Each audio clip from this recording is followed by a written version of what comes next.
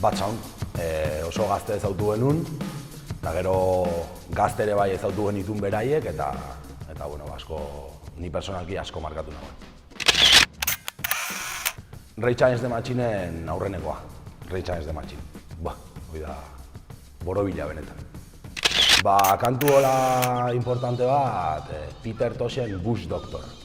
Bueno, letra ez da hola, esan dezagun, marihuanan legalizazioa buruz ari da, baina ez da horregatik, da abestiak beak transmititzitenagatik, gure taldean izenare abesti hortan aipatzen da, ez du gure taldea izateatik, baizik eta gaixotasuna, eta bai horregatik. Busi Signalen These Are The Days.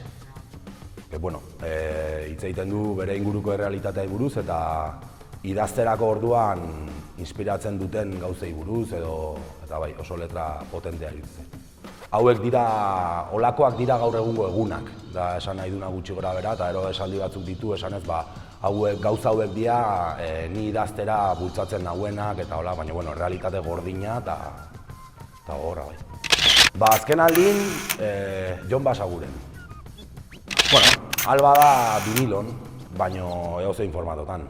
Makina bat ordu pasatako geha, Luisitokin adibidez, parrandan ondoren daula, mobilean bateriak irautezun bitarten kalen abesti bat bestean atzetik jartzen, hasi que edozein katxarrotan.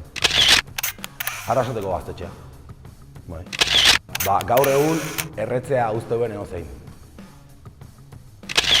Bain dela hilabete eskaz Madriden ikusi nun Skindred, eta ez da gitala da, baina igual nire bizitzan ikusieten kontzertuiko bena ikusi nun. Ni batzen naiz, nire dirua etzan izango gurason paga izango zen garai hartan, baina bere garaien merkailo baten originala erosi nun Scorpion disko hirukoitz bat, 11 urteekin olago zerbait, eta bai, hartaz batzen naiz.